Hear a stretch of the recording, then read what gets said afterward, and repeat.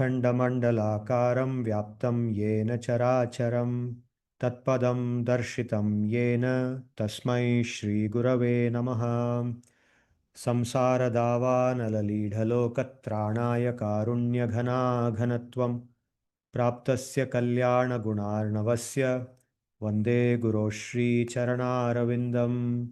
साक्षाद्धरित्वेन समस्तशास्त्रैः उक्तस्तथा भाव्यत एव सद्भिः किन्तु प्रभोर्यः प्रिय एव तस्य वन्दे गुरो श्रीचरणारविन्दम्। यस्य प्रसादात् भगवत्प्रसादो यस्याप्रसादान्न गति कुतोऽपि ध्यायन् स्तुवंस्तस्य यशस्त्रिसन्ध्यं वन्दे गुरो श्रीचरणारविन्दम्। Sarvebhyo Namaha. Welcome to this session. Thank you for joining in. We are now in the middle of the 18th chapter. We have completed 48 shlokas until the last session. So today we are going to go from the 49th shloka onwards and do 7 shlokas until the 55th shloka. Again, we will begin with a quick recap. The first question to ask is, why are we studying Bhagavad-gita? The simple answer to this question could be, Bhagavad-gita helps us to enhance the positivity in our life and eliminate the negativity in our life. It's something all of us want. We want positive thoughts, positive energy, positive feelings, positive outcomes in life. We want a happy state of existence. We want all the negatives in life to be eliminated. The bad moods, negative thoughts, the energy which sucks, which saps us, all those kind of things we want to eliminate from life. We want our mind to be calm, peaceful. So enhancing the positive and eliminating the negative. So in summary, this is what we can achieve by constantly or regularly studying Bhagavad Gita, understanding the meanings, contemplating on them, and trying to live our life in accordance with them. So this is the answer to the question, why should we study Bhagavad Gita? What did we learn so far? We have seen all this before. Bhagavad Gita revolves around 3 central concepts. Sri Bhagavan, the universal being, all-encompassing universal being, of which everything else is a part. The Jivatma, infinitesimal, minute living beings like us. And Prakriti, material energy. So the relationship between them is also a part of Bhagavad Gita. The Jivatma, that is us, this is what is relevant to us. If we turn ourselves towards Bhagavan, then we go to our real natural state. But currently, owing to Prakriti, or owing to our association with Prakriti, we experience what is called samsara, or material existence. Material existence is full of alternating happiness and misery. There is happiness, but there is also misery which we don't want. And very often we don't know why that misery comes to us, but it comes. Mukta avastha, the actual state in which we ought to be, which is our natural state, is a state which is full of happiness, which is always a happy state. And so, by understanding this from the Bhagavad Gita, we get an opportunity, or we get the awareness with which we can turn ourselves towards that state. By associating with Bhagavan and doing his bhakti, we can go to that state. In the last 2 chapters, or in the 17th chapter and currently in the 18th chapter, we saw how Prakriti, through its 3 gunas, Sattva, Rajas and Tamas, influences different aspects of human existence, and in particular, 12 different aspects have been described in Bhagavad Gita.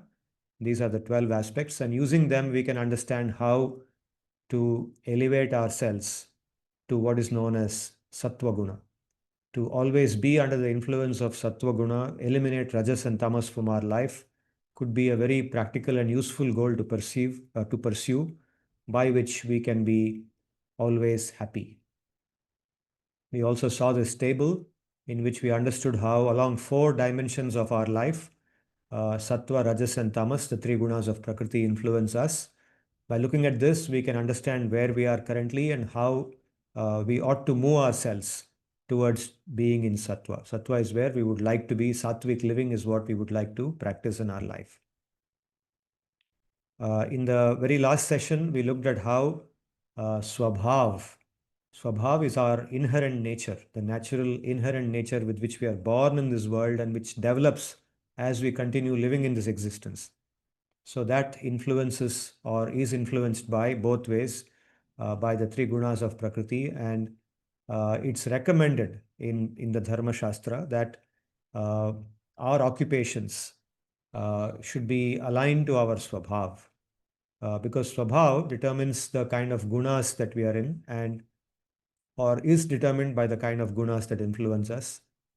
So broadly speaking, the Indian knowledge system or the Vedic knowledge system has identified four social classes known by these names: Brahmana, Kshatriya, Vaishya, and Shudra, and the occupations that they are meant to engage in.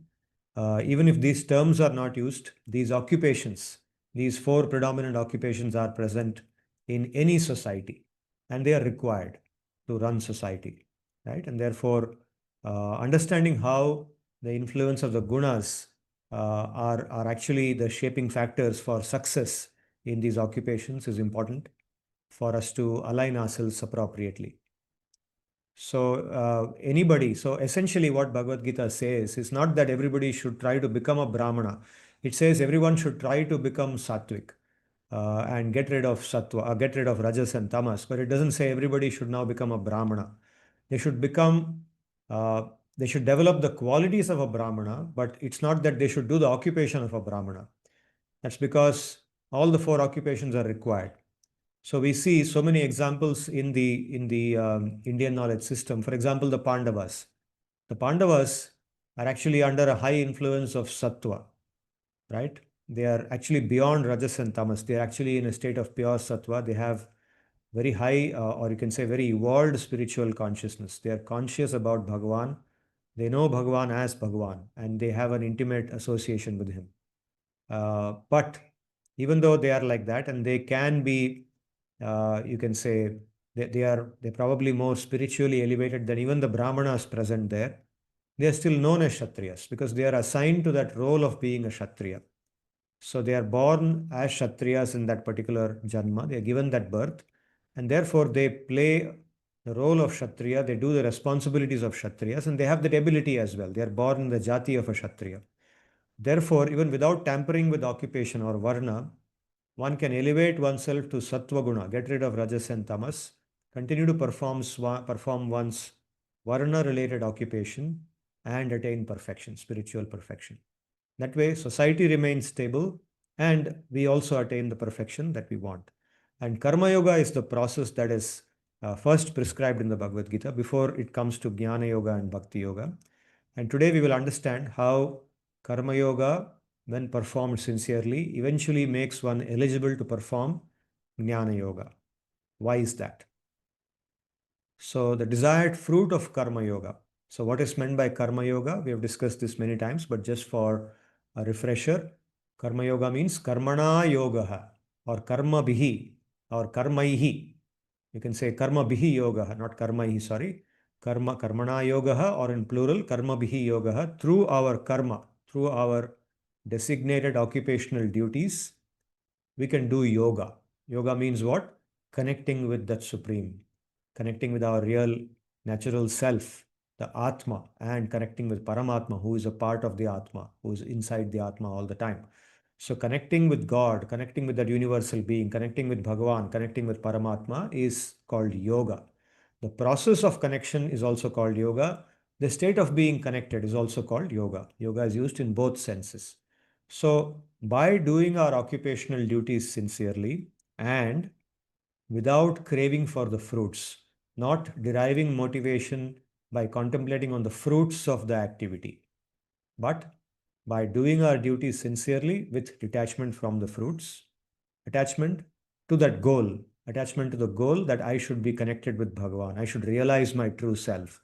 I should realize Bhagavan. I should get that pure knowledge.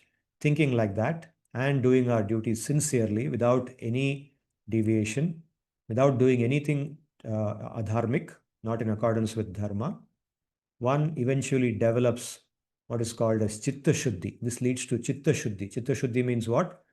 Purification of the chitta or consciousness.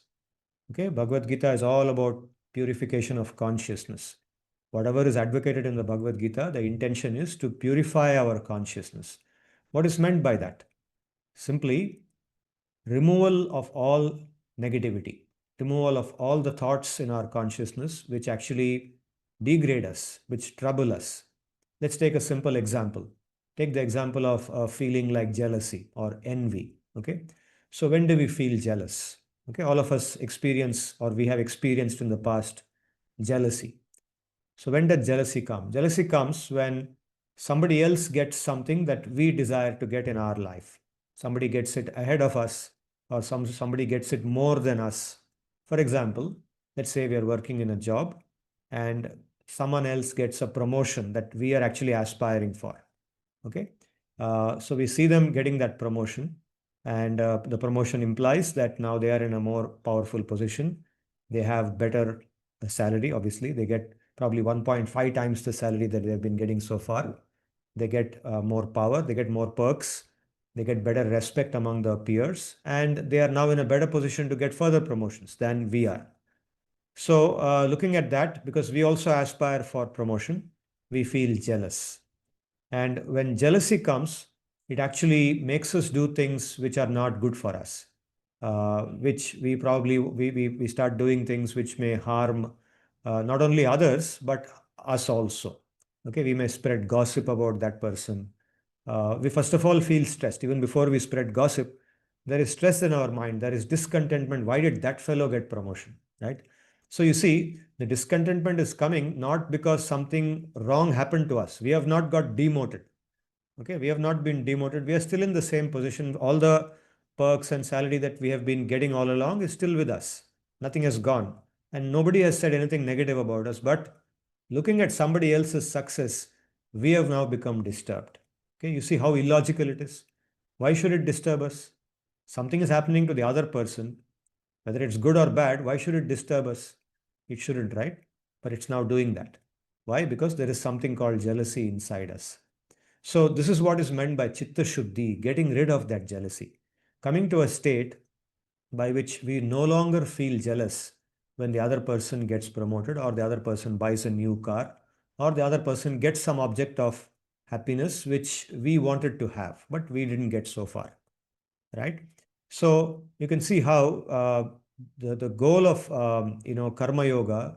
I'm given an example of jealousy, but you can think of all the other negative things. Just like jealousy, there is anger. So it is said that there are 6 enemies which reside inside us: kama, krodha, lobha, moha, madha, matsarya.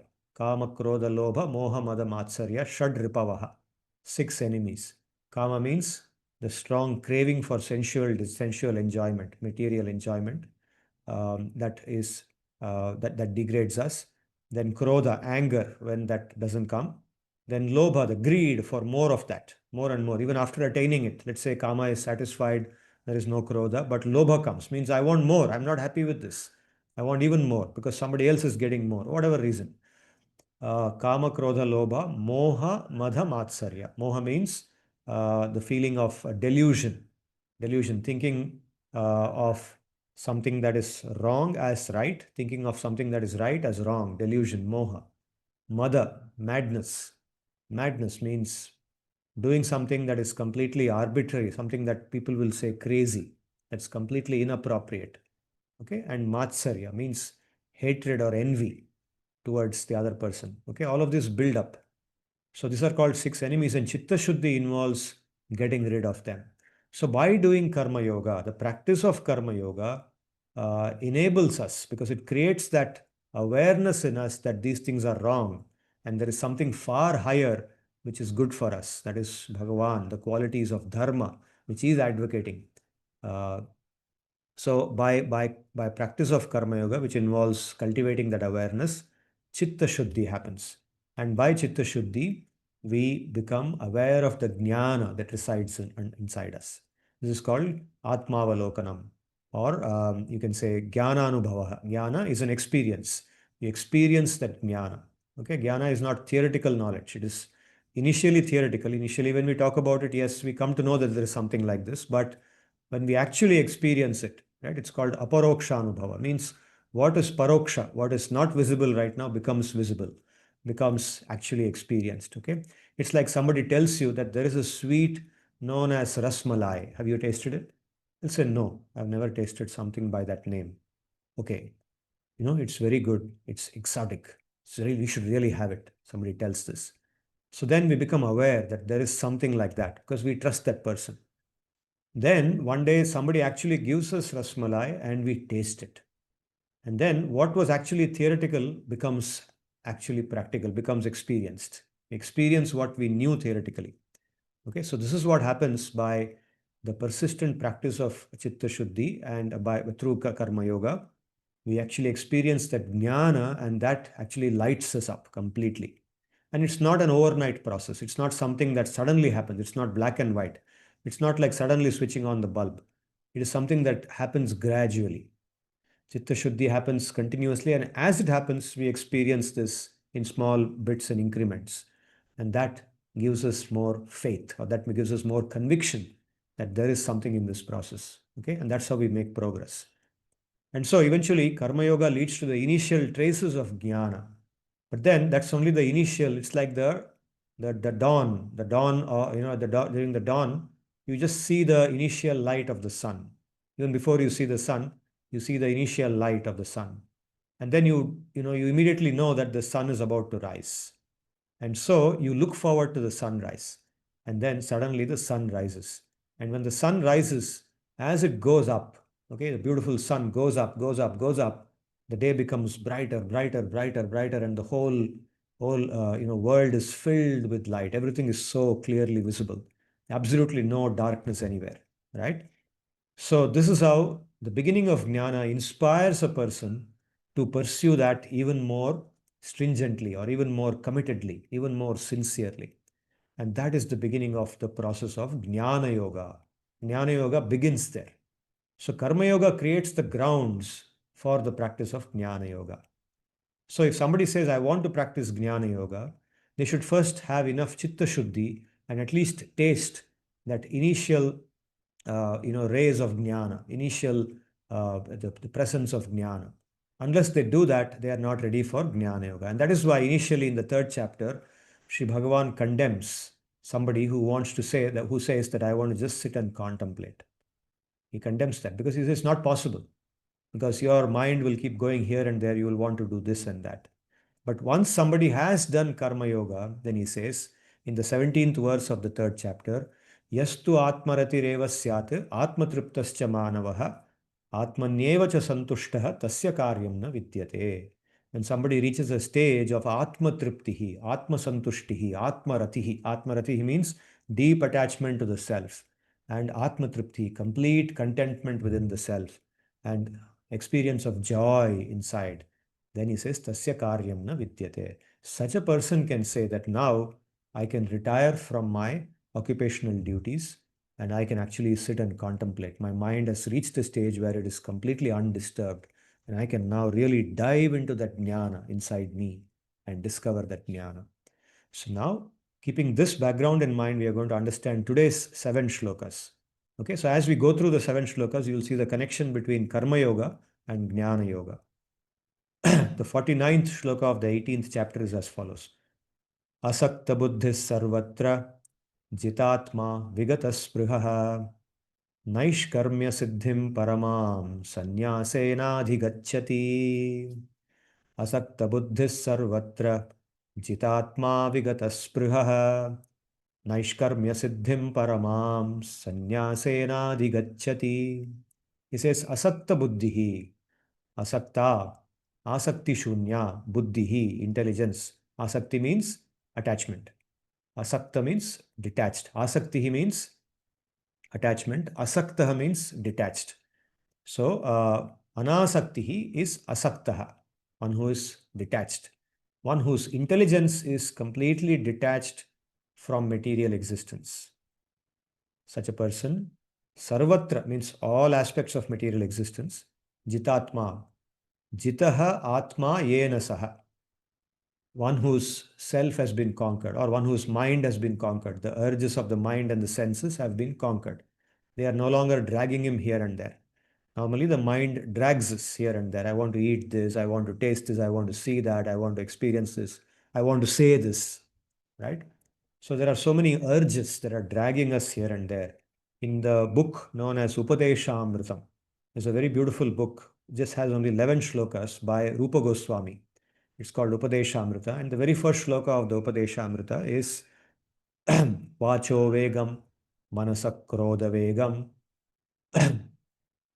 One second.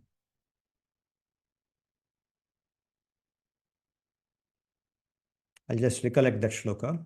It talks about the six urges that we have.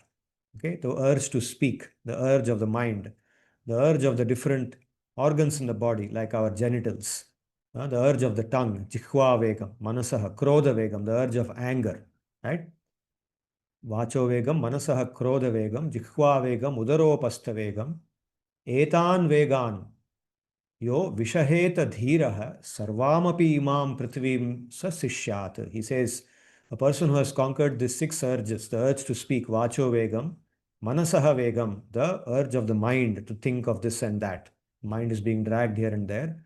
Uh, Jihva vegam, the urge of the tongue. Krodha vegam, the urge of anger. Then udaropastha vegam, the urge of the genitals. Udara, upastha, and the urge of the stomach. So different types of urges that are always bothering us in different ways. One who has actually overcome these urges and is able to be peaceful even in the presence of these urges without responding to them. Such a person, yo vishaheta, who is able to tolerate. Okay, he doesn't say that these urges will go away. They will continue to be there, but he can tolerate them now. Such a person, sarvam api imam prithivim sa sishyat. This entire world he can actually teach. Sishyat means they can become his disciples. He is good enough to be the guru for the entire world. So this is also the qualification of somebody who wants to be a guru, or who is playing the role of a guru. To be a guru, one should have conquered all these urges. If a person has not conquered these urges, then they cannot play the role of a guru. Of course, the word guru is broadly used. Suppose it's guru about teaching something, some simple subjects like, let's say, operations management, like the subject I teach here. Then probably I don't need to control all these senses so much. Okay, it's after all a material subject, and I can teach that even without being fully controlled. Of course, to some extent, I need to control even for teaching operations management. Otherwise, I can't be a good teacher. But here we are talking about Atma Jnanam. We're talking about spiritual knowledge. And for that, it is absolutely mandatory to overcome the urges of these six senses. So here, asakta buddhihi sarvatra jitatma vigata sprihaha means a person who has conquered all this. Vigata sprihaha means vigata spriha yasmat saha. From whom spriha. Spriha means the enthusiasm or the craving to enjoy, to be materially successful, materially involved, absorbed, materially a big dada. That kind of a urge, enthusiasm, vigata means that has gone away from that person. He is no longer interested in all that. He has seen something much higher. So such a person, Naishkarmya Siddhim Paramam. Naishkarmya Siddhi. Naishkarmyam means what? Naishkarmyam means a state of not doing any activity. Literal meaning of Naishkarmya. Nishkarmam. Nishkarma. Or being completely abstained from all activity. Naishkarmya Siddhi. So the perfection of the state of being completely in touch with oneself. That's what Naishkarmya Siddhi means.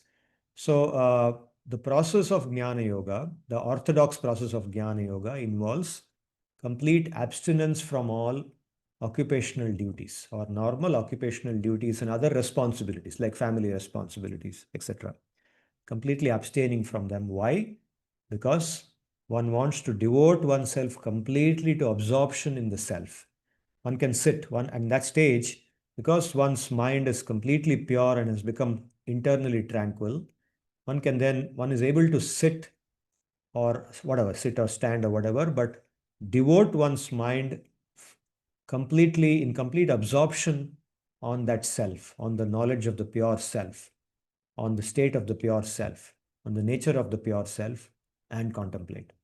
So this is called This is actually the process of Jnana Yoga. Okay, obviously one cannot do this when one begins the process of Karma Yoga, but even when one has reached an advanced stage, it is not easy to do this. So it's of course easier than at the start, but one has to train the mind or train the consciousness repeatedly. So one does this when one enters Jnana Yoga, one is still in the initial stage of Jnana Yoga. One practices this for, let's say, 2 hours, 3 hours, 4 hours a day. And slowly, by practice, one elevates oneself and makes oneself eligible to practice for even longer. And thereby, one pulls out of this world gradually. It is not an overnight giving up of all activities. It's not like today I'm very busy, morning to night, I'm running around doing all my activities, responsibilities, and tomorrow I stop doing everything. It's not like that. It is not a step function. It's a continuous function. It's a gradual changing function. So gradually one enters Jnana Yoga and gives up one's activities, and one contemplates on the pure self and slowly goes towards that realization. So sannyasena adhigacchati, here it refers to karma sannyas of the second type. Okay, sannyasena, karma sannyas of the second type. So what do I mean by karma sannyas of the second type? So the word karma sannyas can be understood in two ways. In the beginning of the 18th chapter, we began by discussing the difference between sannyasa and tyaga. And there, Sri Bhagavan explained that karma sannyas is the same as tyaga. Tyaga means what? Giving up the attachment to the fruits of the activities, right? That's what we said is karma yoga. When one is able to do all of one's activities without taking motivation from the enjoyment that comes from the fruits of the activities, but motivated by the higher goal of experiencing the self, that detachment is called sannyas. So, karma phala sannyasa or karma phala tyagaha, not swarupatah karma tyagaha.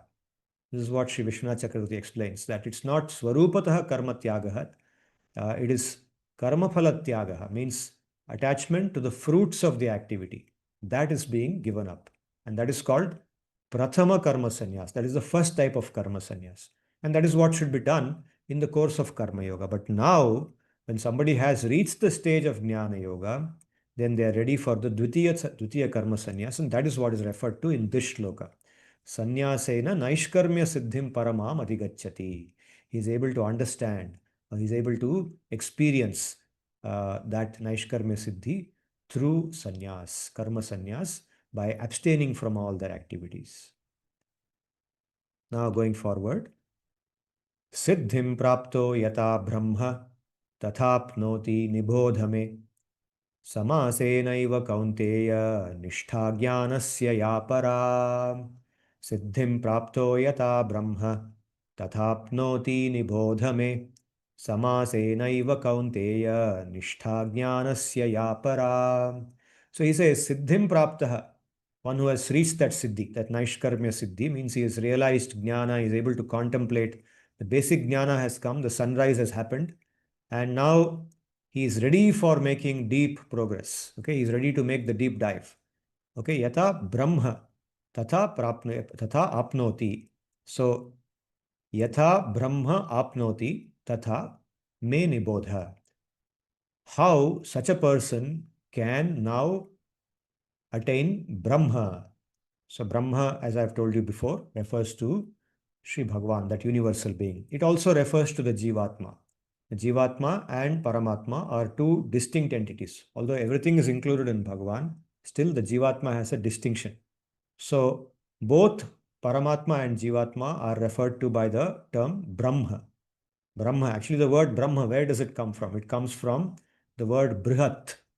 Brihat means what? Brihat means huge, massive. Sri Jiva Goswami explains in the Bhagavad Sandarbha, he says, Brahma refers to that which is a Uru Shakti. Uru Shakti means, Uru means that which is large, huge, massive, gargantuan. Okay? So that is Brahma. So it refers, the basic meaning refers to that supreme being. Okay? So why is that word used? It's commonly used because a lot of people, a lot of people on the path of spirituality, in spiritual progress, keep their goal as achieving realization of that supreme being. They understand God, that supreme being, as some large entity, some massive entity, huge, infinite entity. I want to realize that infinite entity. They don't realize, or they don't have an understanding of that universal being as anything more than that. What they understand that being as is that that being is huge, and that is the dominant conception in their mind. And of course, that being is conscious, that being is eternal. It's huge, it's conscious, it's eternal, it's pure consciousness, free from all anxiety. This is the plain vanilla understanding that is referred to by the term Brahma. This understanding. So, siddhim prapto yatha brahma tatha apnoti. So, tatha me nibodha. Yatha brahma apnoti tatha me nibodha means how one can realize that Brahman. Such a person can realize Brahman, understand me, understand from me. Samasenaiva kaunteya. Oh, Kaunteya, I'll explain to you briefly. Samasena means briefly, okay? Because Bhagavad Gita is a small, brief textbook or a brief book, only few shlokas. Much more elaboration can be done, but now I'm going to tell you in a few shlokas very briefly. Samasenaiva Kaunteya, Jnanasya ya Paranishtha. What is the Paranishtha of Jnanam? Okay, there are two ways to understand this. The superior state of pure knowledge means from what he is already present in. He is already present in some basic state of jnana with which he is eligible to go deeper. Okay, so you have learned now swimming in a swimming pool. You know how to swim. Okay, the 50-meter swimming pool, Olympic size swimming pool, you can go from one end to the other end 10 times without stopping. So you have learned swimming. And now you're ready for swimming in a large lake. There's a huge lake which is, 3 kilometers wide and let's say 2 kilometers broad. So now you can swim in that lake because you can swim comfortably for 1 hour without stopping. We know you will not drown. And even if you are tired, you know how to float on the water. So this is the meaning here. This person has understood the basic, he's experienced basic jnana. Now he is ready for parajnanam or paramjnanam, paranishta. Jnanasya paranishta, the superior state of pure knowledge. So now realizing that Brahman is that superior state. So please understand from me how such a person can proceed towards that superior state of realizing Brahman. Buddhya vishuddhaya yuktah धृत्यात्मानं नियम्य च शब्दादीन् विषयान् त्यक्त्वा रागद्वेषव्युदस्य च. So this 51, shloka 51 is the first of three shlokas, 51, 52 and 53. These three shlokas are to be understood together. Together they describe the process of contemplation or jnana, meditation, for a person who is now pursuing that Brahma. He is pursuing Brahma, realization of Brahma. He's got the basic jnana. So how should he do it? This is basically a revisit of what was discussed in the 6th chapter and the 8th chapters. The 6th and 8th chapters, Sri Bhagavan dwelt upon dhyana yoga. So now again, the process of dhyana for a person like this is being revisited and says, Buddhya vishuddhaya yuktah, endowed with pure intelligence, intelligence which is pure, which has very clear discrimination between right and wrong, what to do, what not to do. There's absolutely no doubt about what a person is doing. There is no anxiety. Everything he does is very clear, crystal clarity. Dhritya atmanam niyamyacha. Dhritihi means resolve or steadiness. Atmanam means the self or the mind. You can say consciousness, self, mind. With steady resolve, no distractions, absolutely no distractions, tight, laser-like focus. Dhritya atmanam niyamyacha. Shabdadin vishayan tyaktva. So now he is ready for completely pulling himself away. Okay, when I say himself, I include the women also, herself, you can say, whatever gender. So pulling themselves away from all, the objects of the senses, pratyahara. Okay, this is called pratyahara, withdrawing. Okay, so this is something that even you and I can at least do for a few minutes every day. Even if we are not in the state of pure jnana, we can actually start experiencing this. Simple, sit in a very quiet place. That's what is dhyana yoga, right? So we can create this even in our home. Create a place which is quiet. And the best time is early morning, at the time of sunrise, or even before sunrise. Even before sunrise happens, Brahma Muhurta. In that time, everything is very quiet. Okay? Even in a noisy locality, at that point of time, there are very few people going around or vehicles moving, very little noise. It's very quiet. Even the birds have not woken up. Okay, the first birds are about to wake up. So that point of time, you sit quietly, make the room very clean. Okay, keep an object of meditation. The best object of meditation is Sri Bhagavan himself. So keep a picture of Bhagavan, keep a picture of your Guru, and sit there quietly and withdraw yourself from all the objects of the senses. Okay, nothing. You're not interested at that point of time in eating food, listening to music, nothing. You're only interested in contemplating on Bhagavan. The best object to contemplate at that time is the names of Bhagavan. In the Kali Yuga, it is said the Harinama is the best thing. And contemplate on the Harinama. Do japa of Harinama. Pull everything out and just hear that name again and again. Shabdadin, Vishayans Tyaktva. So here Shabda refers to the natural sounds, but when you hear the sound of the name, that is what you ought to hear. Raga, Dvesha, Vyudasya cha, discarding all likings and dislikings for different things. Raga, Dvesha, attachment or liking, object of disliking. So giving up all of that, discarding all of that in the consciousness. Vivikta Sevi Lagvashi, Yatavak Kaya Manasaha, Dhyana Yoga Paro Nityam, Vairagyam Samupashritaha. Vivikta Sevi means one who stays in a solitary place. Okay. Now, all of us, we don't stay in a solitary place. We stay in a colony or we stay in a campus or we stay in a place where so many other people also live. We live in a house where our family members also live. But at 4 o'clock in the morning, it's possible to go and be in that state of solitary confinement, at least for some time. Okay, so Vivikta Sevi, Lagvashi means a person who eats very little. So by overcoming the craving for food, a person is able to live on a diet where actually uh, there's only, the quantity eaten is just enough to maintain the body and give enough energy to sustain the activities. Even the activity of meditation requires some energy, right? So, and because you need to get up sometimes, move here and there, you need to wash your clothes, you need to take a bath. So, physical activity happens and this body is used for that. And so, some energy is required, some food is required, but little bit, just a little bit, not eating as much as you want just to satisfy the tongue. Yatavak kaya manasaha, disciplined. The three aspects. Vak means the speech, what one speaks to others or speaks at any point of time. Vak, kayam, the body and the mind, all three. Activities of the speech, the mind and the body, all three are completely restrained, completely disciplined, regulated. Dhyana yoga paraha, completely absorbed in or devoted to dhyana yoga. Nityam Vairagyam Samupashritaha. Nityam means on a daily basis. Every single day, Vairagyam. He has taken the refuge of Vairagya. Vairagya means devoid of any craving of material enjoyment. That material enjoyment thought, which normally disturbs us, does not disturb this person. Okay, so at least for some time every day, we can practice this. Ahankaram balam darpam kamam krodham parigraham vimuchya nirmamashantah brahma bhuyaya kalpate.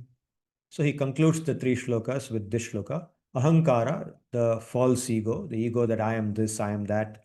Balam, the force, the urge of the different kinds of forces that act upon us. Darpa, darpa means, you can say, arrogance, pride, arrogance, pride, darpam, kamam, kamam, material desire, desire for sensual enjoyment, krodham, anger, parigraham. Parigraha means actually attachment to our relationships, so different kinds of social relationships or different objects on which we depend, like our car or computer, whatever surroundings we have, detachment from that. Vimuchya, giving up all attachment to these things. Even if we don't literally stay away from these things, okay, if it's possible, then that's also good. But if it's not practically possible to completely cut off from any of all of these things, but mentally, consciousness we can cut off and say that no, actually, they don't belong to me. Nothing belongs to me. Everything belongs to that universal being. I'm only there for some time. So this kind of cutoff, vimuchya, nirmamaha, no possessiveness, completely devoid of possessiveness, shantaha, very peaceful. So Sri Baladev Vidyabhushana here gives the example of the ocean without waves. He says like an ocean. So why do waves come in the ocean? Waves come when the wind is blowing, right? The wind is the cause of the waves normally, right? Unless there is a tsunami or something, then that energy also comes. But normally the wind is the cause of the waves in the ocean. So when the wind is very slow or very gentle, then the waves also are very mild. And when the wind is completely absent, then in that place, the ocean will be without any waves, at least for some time. So that kind of an ocean, the mind is completely shantaha. It's able to contemplate on just one thing and take the pleasure of that thing. Experience complete joy in just that one thing. Okay, such a person, Brahma Bhuyaya Kalpate, such a person actually experiences Brahma. Experience of Brahma happens at that point of time. Brahma Bhuyaya Kalpate. So then what happens? He says, Brahma Bhutaf Prasannatma न शोचति न काङ्क्षति समः सर्वेषु भूतेषु मद्भक्तिं लभते पराम. This is the 54th shloka. So this shloka and the next shloka of Bhagavad Gita, 55th one, are two very important shlokas. So they actually are sealing, what is the goal of doing all this? What is the state of being in Brahma or feeling that oneness with Brahma? Brahma bhutaha prasannatma.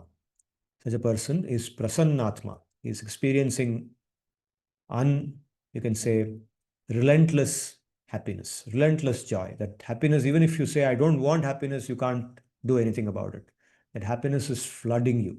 Okay, it's a tsunami, the tsunami of happiness. Brahma bhutaha prasannatma na shochati na kankshati. Shochati means lamentation. Person lamenting, laments. Na shochati does not lament for something that is lost. Normally, when do we lament? We lament when we lose something, right? Something that we had earlier is now gone.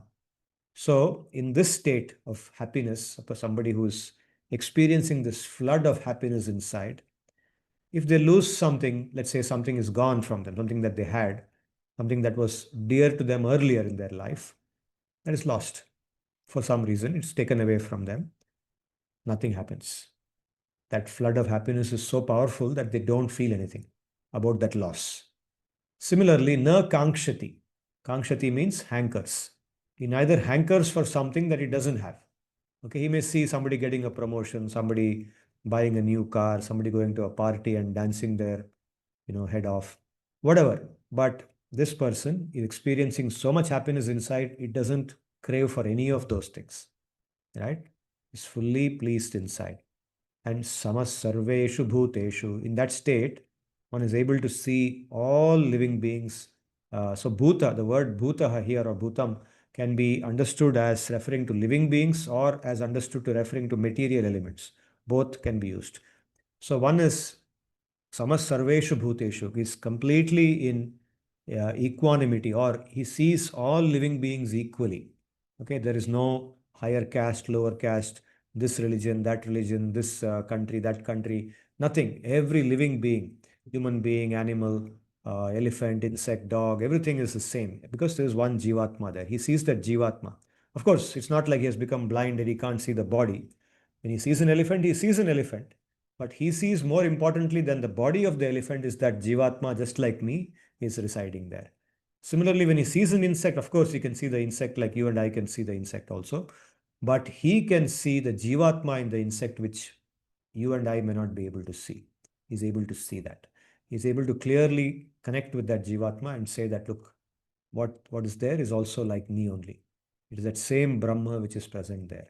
So he sees that Brahma everywhere, and that gives him happiness.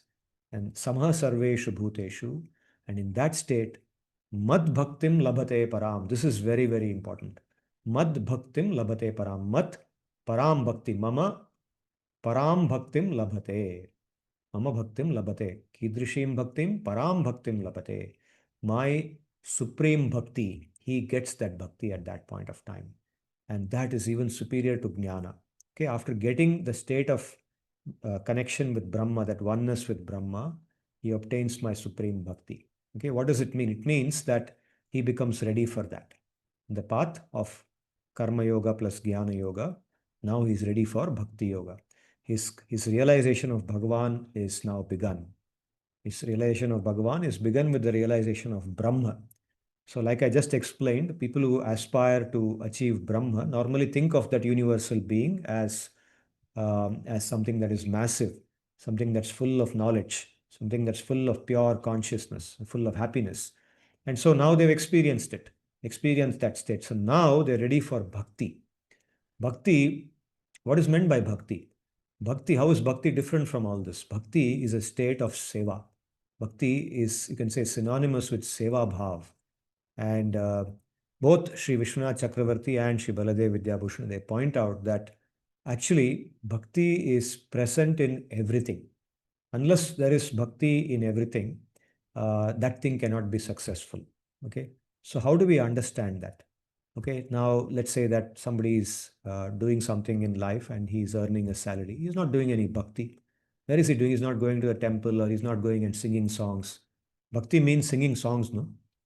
So our bhakti means, being emotional and crying, looking at God and crying, standing in front of a picture of God and crying. Isn't that bhakti? So I don't see Elon Musk doing that. I don't see Bill Gates doing, I don't see the Donald Trump doing that. Nobody can think Donald Trump is doing bhakti, right? He's doing anything other than bhakti. So what do you mean? Bhakti is required for success in everything.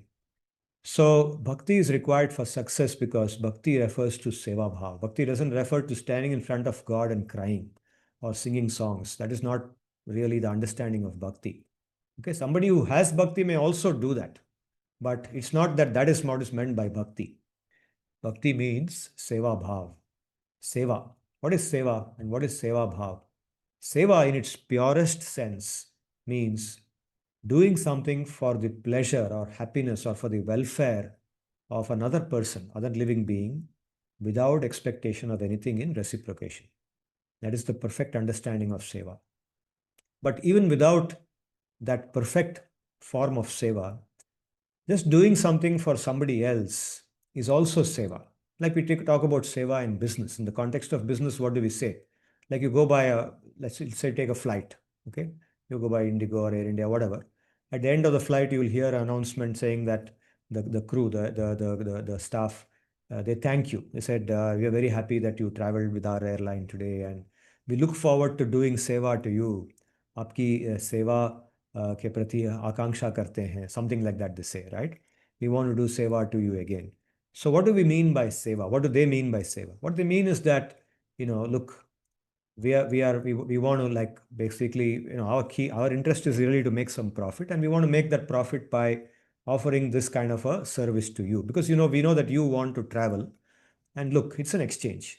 We foster your travel, or we facilitate your travel, and you pay us money. And in the process of making money, we fulfill our goal of making profit, and we get what we want, and we give you what you want. So even in that situation, that person is actually doing some seva because they're offering something to you, and in exchange you're giving them money and they are getting something out of it, right? So by doing seva, they are getting success. So you can see bhakti is present there in a very, very shadow form, right? In some form, in a very amsha form. It is not pure bhakti in the sense we are going to talk about now. It's not the spiritual bhakti, the purest form of bhakti that we are going to speak about in the course of life. But this is also bhakti. It is the basic form of bhakti where somebody has done something to benefit the other person. It's because, let's say, that person, Donald Trump, President of the United States now, is doing something that makes other people happy. They have voted for him, right? And because of that, he has come to power. So there is something he did in the past, maybe in his first term, and something that has got him some credibility in their eyes. And they hope that he will continue to do that and give them more happiness in the future. That they voted for him, and eventually he came to power, right? Otherwise, he couldn't have come to power. So that act of doing something for them, even if with the expectation of reciprocation, is some form of bhakti, some contaminated bhakti, you can say, but bhakti. And with that, he got something. So bhakti is present in everything. Now let's come back to our context. Here, he says, mat param bhaktim labate. So here is where he becomes ready for that pure bhakti, where one thinks that I want to do seva to Bhagavan. I want to get that bhakti which he has, absolutely pure, where there is no expectation of return. Okay. Now, a spiritualist also has to do that. Now, a majority of spiritualism, a majority of people who follow this path of yoga, why are they doing yoga? Because they are aspiring for mukti. Mukti means what? Mukti means complete freedom from material existence, complete freedom from all the suffering and the binding of material existence, and being able to live eternally in a state of freedom, complete freedom, eternal happiness. That is called mukti, right?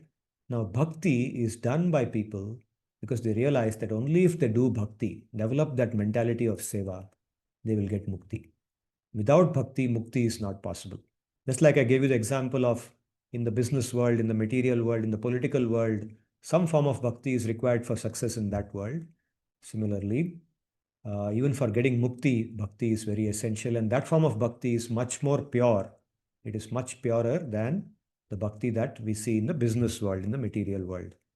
So, mad bhaktim labhate param. So, in that state, he obtains bhakti.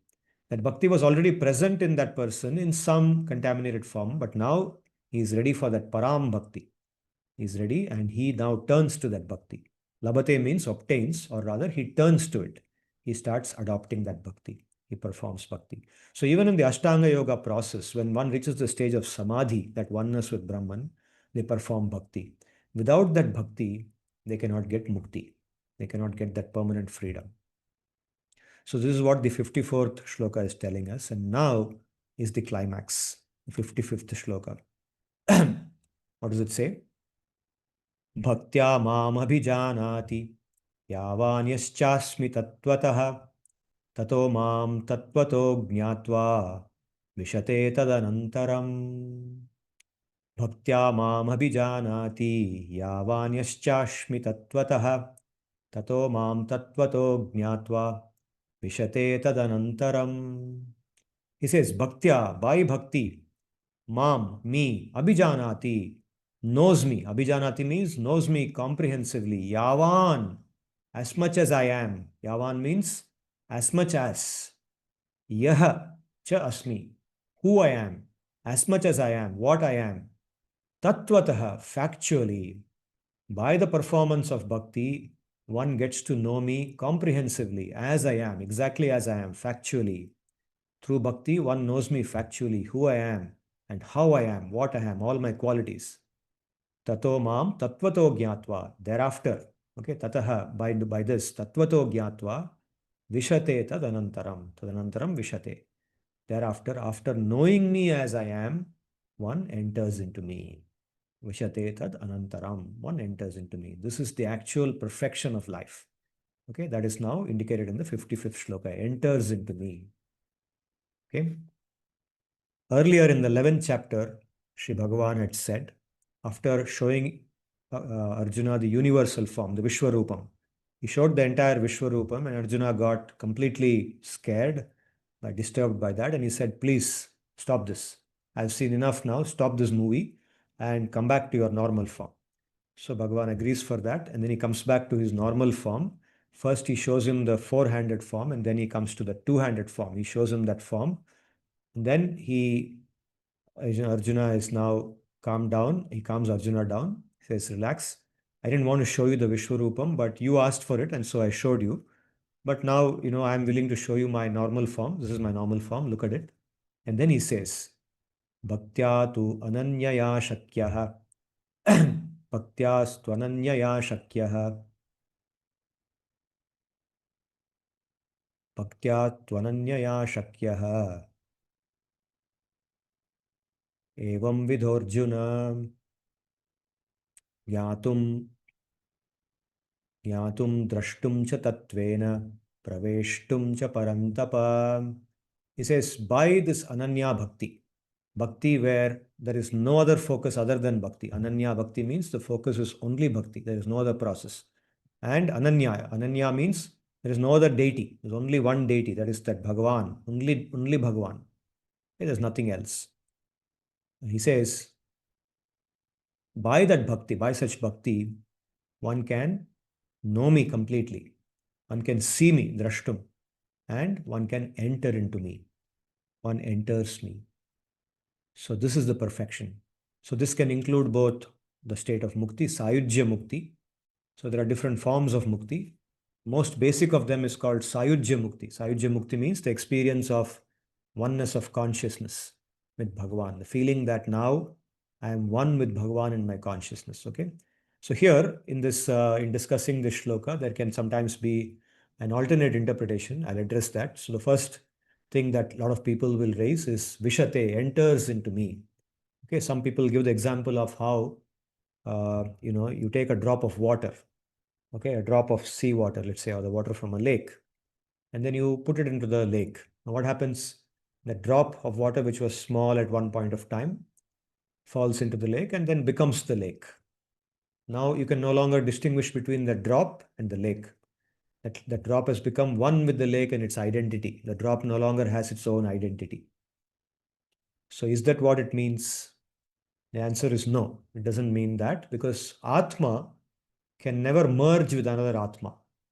Okay, the Jivatma cannot merge with the Paramatma in its physical, identity. It's not like two Atmas can join into one. This is not possible. If you see the second chapter of Bhagavad Gita, where the properties of the Atma are described, the Atma is immutable. The Atma always remains the Atma. Whatever it is, it always remains the pure Atma. Its identity never goes away. Its identity remains as it is, and it never becomes something else. So two Atmas can never merge into one Atma. That is not possible. The water drop in the material world can merge into a larger water body and become non-existent after that. But the Jivatma never becomes that. So then what does it mean by saying enters into me? How can you then enter into something? Okay, simple. Baladev Vidyabhushana gives, and so many examples actually to explain this. So the example that Sri Baladeva gives, he says that just like we say that you are Puram Pravishati, one enters into a city. Okay, let's say that you have gone to some other city and you come back and you're living, let's say you're living in Mumbai, and then your flight now comes and you are now entering into Mumbai. So you say, I'm entering into Mumbai. So entering into Mumbai doesn't mean that you have become Mumbai. You become Mumbai when you enter into Mumbai. You don't become Mumbai. You don't become the city. You remain what you are. Your identity remains what it is, but now you are in the city and you experience the ambience of that city, right? Your consciousness then becomes one with the consciousness of that city.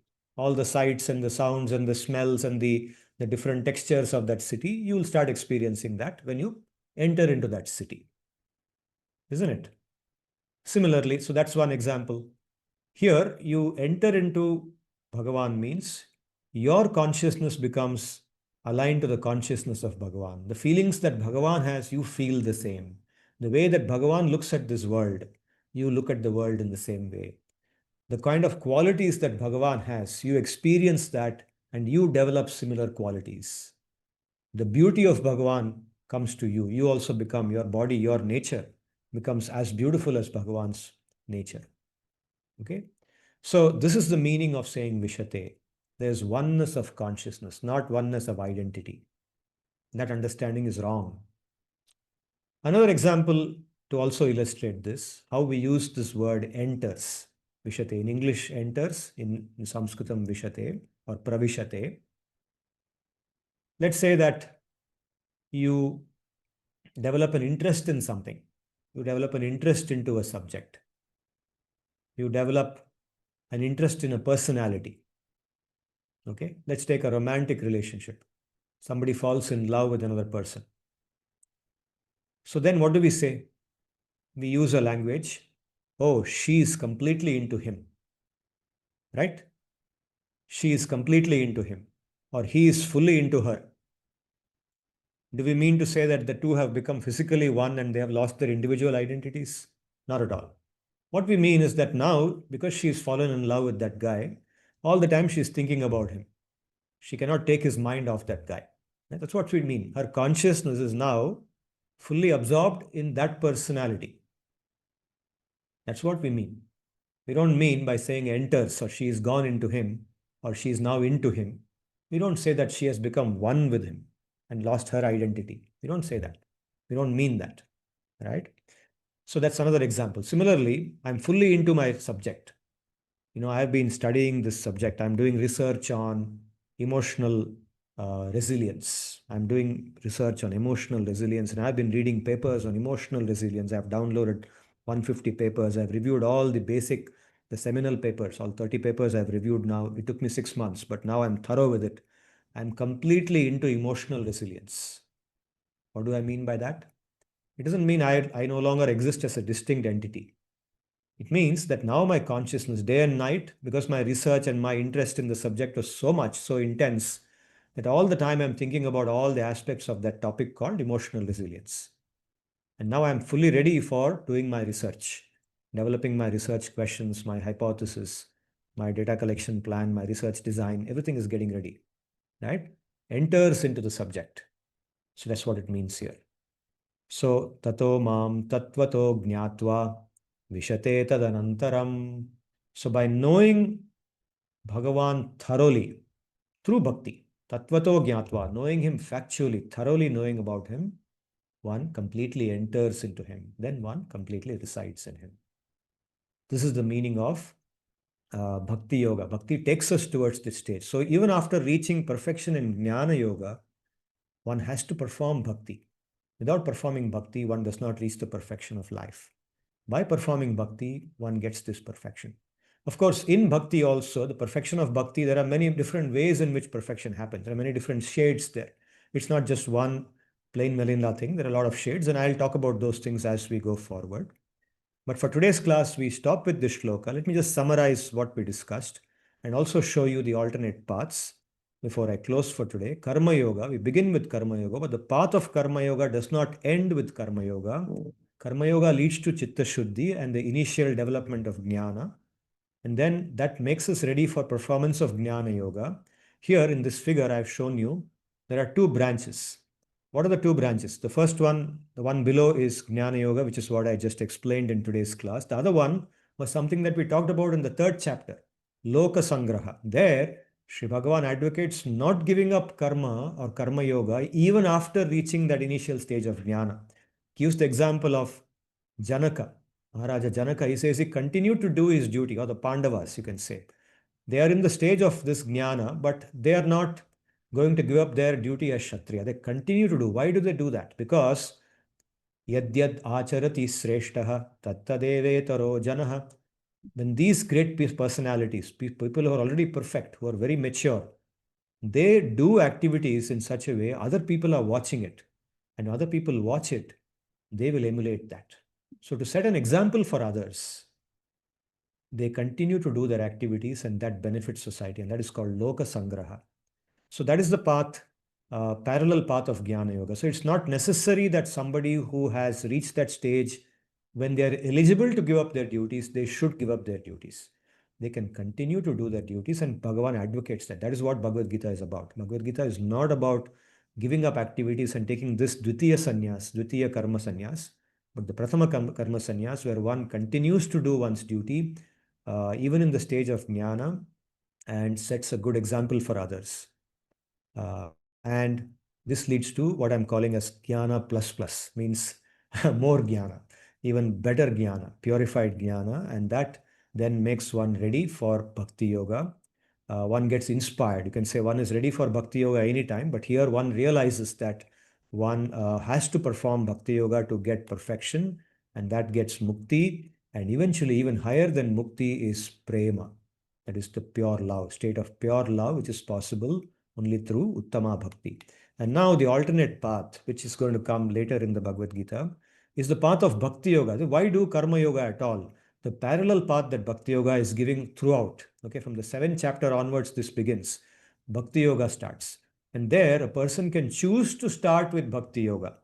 And this is what is recommended for Kali Yuga. They don't have to go to the path of Karma Yoga at all. And in Bhakti Yoga also, one can do Bhakti Yoga by being in one's occupational duties.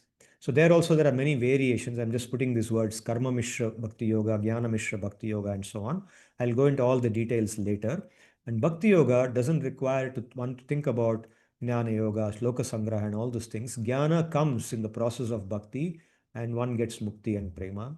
And even higher than the traditional bhakti yoga is what is called as Uttama Bhakti, which Sri Chaitanya Mahaprabhu explained. In Uttama Bhakti, one actually takes refuge of Bhagavan altogether, right from the beginning, and one continues to do one's occupation and everything. One doesn't have to give them up, but one's acceptance of Bhagavan in one's life is complete right from the start. One accepts Bhagavan altogether and takes refuge in him right from the beginning. And this is the most powerful form of bhakti. One says that I don't even care for mukti. Mukti is not what I'm looking for.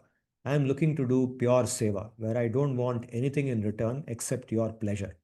One tells Bhagavan, one connects with Bhagavan and says, I just want to do what is pleasing to you. Even if I don't get mukti, it hardly matters to me. Okay, and this bhakti directly leads to prema. And mukti is a byproduct of that. Mukti cannot be separated from prema. Mukti is a byproduct of prema, but person performing uttama bhakti doesn't look for mukti, doesn't pursue mukti. There's a difference between bhakti yoga performed in the uttama state and bhakti yoga, which is of the nature of karma mishra or jnana mishra. So these are all things I'll go into a lot of more detail in the subsequent classes. Even after completing Bhagavad-gita, we'll go into other topics where I can talk about all these things in much more detail. And for today's class, I will stop with this. I've given you a lot to think about, and I look forward to your questions, comments, etc. Yeah, Sarthak. Sir, I think that in this slide itself, where you are talking about Shuddha Bhakti Yoga or Uttama Bhakti, it subsumes Karma Yoga by default. So Karma Yoga is Yes, separate from it. absolutely. Bhakti yoga subsumes karma yoga, means the detachment that karma yoga speaks about and offering to Bhagavan. You see, one difference between karma yoga and bhakti yoga in the connection with Bhagavan is in karma yoga, the thinking is this that, for example, I am a professor, I'm doing my work, I should do my work sincerely as a professor. And the fruits of this work, what are the fruits of this work? The fruits of my work as a professor, first of all, my salary, because I'm employed here. I get a salary which I require for my maintenance. That is one fruit. Other fruits are things like, let's say, reputation. Okay, people, if I do my work sincerely, then people will regard me as a good professor, as a famous professor, whatever fame comes. So fame and reputation is another fruit of my karma, of my occupation, and so on. And power. Let's say I get some power also, some authority to exercise and control certain, make some decision which influence the life of other people. So things like power, if everything comes, these are all fruits of my karma, my activity. Now, in Karma Yoga, the thinking would be that these fruits should be offered to Bhagavan. As these fruits come, I should use them for him. I mean, I should give it to him. It's not for me. I don't want to enjoy. I don't want to enjoy the power. Power will come, but I don't want to enjoy it. I don't want the I don't want the fame. The fame is not for me. The fame comes as a byproduct of my work. I can't prevent it from coming because I'm doing my work sincerely. People will like me. I can't help it. But I don't want that, the enjoyment and the celebrity status. I don't want all that. I just don't want it. So what should I do with it now? Let me now use it for him. Let me direct it towards him. Okay, let me now use that for directing people towards him. Let me offer it to him. Let it go away. In my consciousness, let me say that I don't want it. Let it go to him. Similarly, the money which comes, let me use a good part of my money for his service. Let me offer it to him. Okay, so this is the thinking that when the fruit comes, I'll offer it to him. In Bhakti Yoga, the thinking is that even before I do the activity, let me choose the activity in a way that it will be pleasing to him. Let me choose to do those things which are of his pleasure. Not only after the fruit comes, but even before the work starts, let me choose the work that will give him happiness. So, for example, as a professor, there could be certain choice of activities, certain places. Like some things I can't choose. For example, the subject I'm teaching, I have to teach that subject because I'm made for that subject, and I'm here for that subject. But in the course of teaching the subject, the kind of things I say, or let's say there are certain other activities in my life that I can choose to do as a professor that will be pleasing to him. For example, now in my case, in my particular case, I've chosen to take classes on Bhagavad Gita. I don't have to do this as a part of my occupation. but I'm doing this and I'm engaging the students whom I'm otherwise teaching other subjects, right? Many of you are, my students sometime, or you were my students before. Some of you earlier came to me. Some of you are working with me now. In whatever way you are connected to me as a student for other subjects, but I'm also teaching you Bhagavad Gita without taking anything from you in return, right? So this is something that I want to do because I know that he will like it, and I also like it, thinking that he will like it, that Sri Bhagavan will like this, my sharing knowledge about him, his Bhagavad Gita. He will like it, my guru will like it, and I also like it in the process. So this is a commitment I'm making without anything in return. So choosing an activity, choosing or designing my activities in my life to whatever extent I can, even without thinking about the fruits or thinking about offering the fruits, offering the activity itself, that is called bhakti. So that is the meaning of bhakti yoga as different from karma yoga. And of course, apart from this, apart from the occupational duties, that is only with respect to occupational duties, other activities like doing japa, Shravanam, Kirtanam, Vishnu, the basic fundamental bhakti defining activities like hearing about Bhagavan, talking about Bhagavan, doing japa of Bhagavan's names, visiting the temple of Bhagavan and doing seva in the temple, or having darshan of the deity and contemplating on the darshan or contemplating on the deity. All these things are considered fundamental bhakti activities. There are many of them, huge number of bhakti activities which are defined in the text on bhakti, which I will cover later on as we go forward. Uh, so doing all of them, right? They are beyond my occupational duties. They are not, my occupation doesn't involve any of them. But doing all of them is very much a part of bhakti, part of bhakti yoga. They're very important.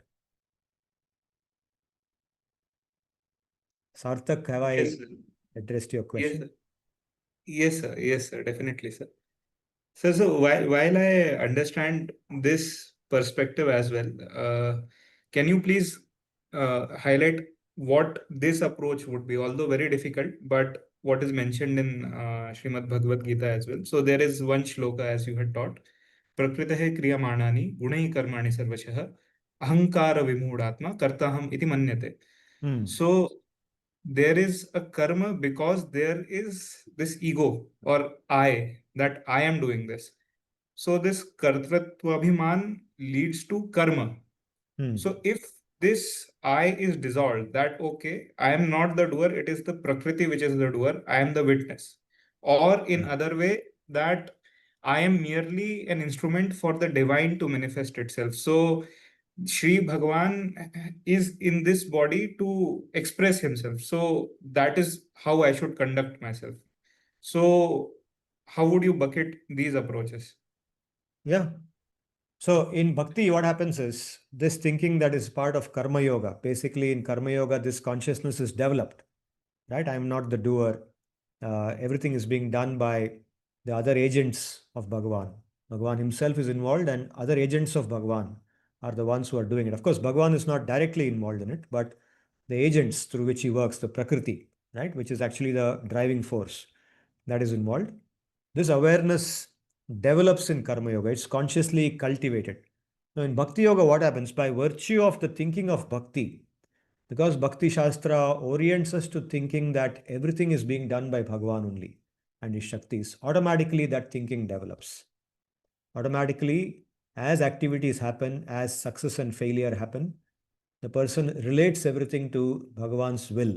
Says, by Bhagavan's will, this happened. By my bad karma, this thing went wrong, right? Or by my stupidity, this thing went wrong. By Bhagavan's will or by Bhagavan's blessings, this activity turned out very well. So this kind of thinking is regularly or uh, on a daily basis cultivated in Bhakti Yoga as we contemplate. So whenever the ego says that I did it, it is because of me that it happened.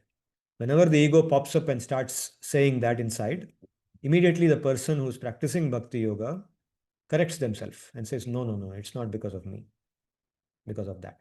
So you can see how in Bhakti also the same thing is implicitly present. You don't have to cultivate separately for that thinking through Karma Yoga. Right, Right? sir. So, in my understanding, Bhakti Yoga is comprehensive. The Shuddha Bhakti Yoga is comprehensive because it is subsuming Karma Yoga and Jnana Yoga. Yeah. Yeah. That's why the jnana is a byproduct of bhakti. If bhakti yoga is performed the way it is meant to be performed, one doesn't have to do that giving up of activities. There's no giving up of activity. The activities of bhakti continue throughout. They are never given up from the start to the end. The sadhana stage and the sadhya stage are the same for bhakti. They are never given up. Yes, sir. Sir, is there someone else who has a question? So I, I don't have a question, sir. I just wanted to tell about the Shuddh Chitta. So that is my take home for today. Like being Shuddh Chitta is closer towards you know you know being sattvic, and also being Shuddh Chitta help us in intuition. So I believe there are a lot of great scientists uh, who are Shuddh Chitta, and they are able to provide a theoretical contribution, and later on that theoretical contribution gets validated in an empirical format. So only using their thought process they are able to predict it, so without any empirical analysis. So I just wanted to stress on the Shuddh Chitta parts. Yeah, that's fine. But we should realize there the example of scientists that you have given. Yeah, of course, there are scientists who are pure in the sense that we are discussing. For us, Chitta Shuddhi means becoming free from the six enemies: Kama, Krodha, Lobha, Moha, Mada, Matsarya, which I explained in the class. Now, of course, there are scientists who are free from that, no doubt about it, but it's not necessary. There are scientists who may not be any of that, who may be actually very wicked in their heart in terms of the perspective of dharma, but still endowed with the ability to, think very clearly. The ability to think clearly does not necessarily expect chitta shuddhi. At least think clearly for material things. Material reasoning about material things can happen with a lot of clarity, even without the kind of chitta shuddhi that we are talking about for atma avalokanam or spiritual realization. Do you follow, Swapnil? Yes, sir. I follow, sir. I follow that our context is much more holistic, probably from the context I'm speaking about. I was actually talking, but I really appreciate that, and I understand that is the higher goal. In this context, sir, please correct me if I'm wrong. I was talking about scientists like Albert Einstein and Paul Dirac, who used only theoretical uh, concepts, and they did a thought experiment, and later on we came to know it was there. Like for example, Paul Dirac who conceptualized about anti-electron. Nobody knew anti-electron would exist, but later on, 20 years later, when they did the empirical analysis, they found anti-electron. But I'm getting your point, sir. I'm getting it is much more bigger and much more wider than my current statement now. I appreciate that, sir. It is much simpler actually than what it may seem like. It is quite simple. It's becoming free from all disturbing thoughts, all the negative qualities. I began this class by saying Bhagavad-gita is about enhancing the positivity and eliminating the negativity, right? So all the negativity is eliminated. So Chitta Shuddhi simply means getting rid of all negative elements. Yes, yes, And sir. yes, scientists can also have that, but it's not necessary. That's what I'm It's saying. not necessary. Yes, sir. Yes. So scientist example, So by yeah, looking at might not looking be at important. some brilliant scientists achieving something phenomenally, intellectually very, Yeah, very Nobel Prize. Right. phenomenal achieve, yeah, whatever. It's not necessary that we should conclude about the Chitta Shuddhi we are talking about here. We should I be agree. careful. We should be careful when we do that. Yes, sir. I agree, sir. I agree. And the other point that is a take home for me, apart from Chitta Shuddhi that you said, is Prasanna Atma. So I've connected it well with Prasanna Atma. Prasanna Atma means almost in a state of Sthita Pragya. So that is also one take home, sir, that I would like to tell all my God brothers and God sisters and you, sir.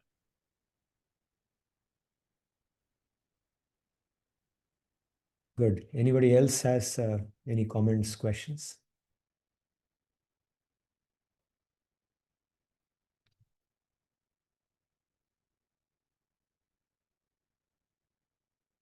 Okay. If there are no other questions, shall we close for today? Good. So we are now in the landing stage. Somebody has raised their hand. Sarthak? Yes, sir. I had a comment to make. Yeah, sure. Sir, this was in line to what you said that someone who has realized the jnana need not abandon duties. Hmm. So I'd heard this example again from a talk from Swami Sarvapriyananda ji. So he says that suppose you enter, suppose you are to take a child to a movie theater, and by some chance you got late. So once you have entered the hall, the movie is already going on. Now you have told the child that okay, there, what is the movie? Okay, it is a display of events, but where does that happen? So it happens on a screen. So now the child is curious, what is the screen? But since the movie is playing, he does not know what the screen is. So he asks that, okay, is the hero, is that the screen? Not really. Okay, is that the heroine? Is that the screen? No, not really. Are the background objects, are they the screen? Not really. So, but those are also not something other from those objects. But anyway, so once the child is quite curious, but he is not getting any answer. But once there is this interval, then the movie is shut down for some time and the light is illuminated. So at that point of time, the child now knows, okay, this is the screen. So the screen has been present over there all the time, and now the screen is visible. After the interval, the movie again continues. So now the child does not have to think that, okay, this is the screen, I need to know what the screen is, because once the child has known the screen, he will experience that okay, this movie is playing on the screen. He now knows what the screen is. He does not need to say stop the movie in order to experience the screen again. So this is what I think this in some way relates to what you said, that once you are aware of your true identity as that of pure consciousness, then you need not abandon your duties. Matlab, then it again becomes a choice if you wish to or wish not to. But it is not compulsory that you abandon your duties. Thank you. Good. Good example. Thank you.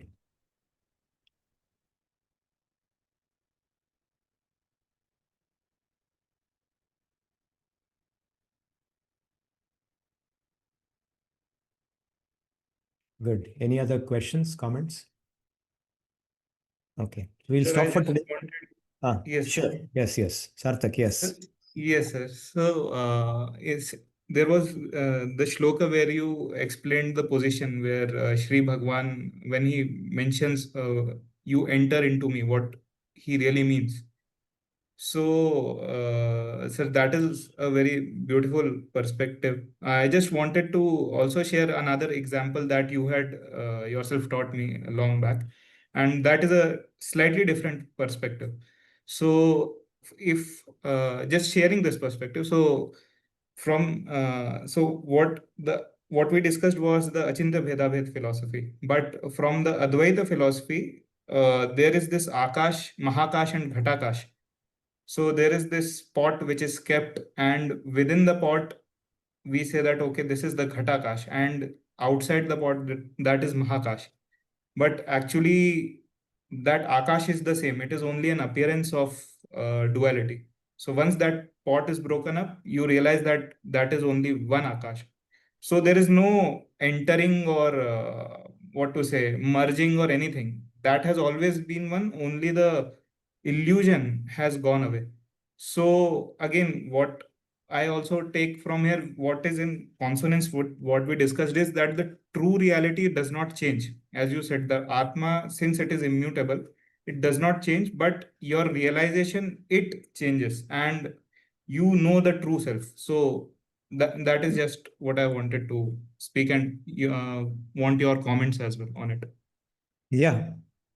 Of course, the Advaita understanding of realizing one's true nature as that Brahma, and there is no other second being. I differ there. Achintya Bheda differs there. Uh, but yes, it's a realization. Vishate is a realization, and Vishate is not about physical merging or loss of identity. In that, I agree. In that, Achintya Veda also agrees with Advaita. It's a matter of realization and not physical merging. Yes, sir. Yes, sir. Thank you, sir.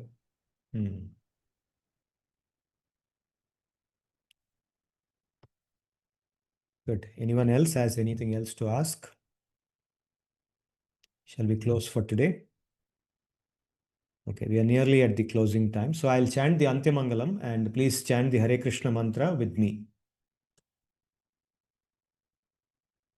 Om Swasti Prajabhyah Paripalayantam Nyayena Margena Mahim Mahishaha Gobhramanebhyo Shubhamastu Nityam Lokas Samastas Sukhino Bhavantu.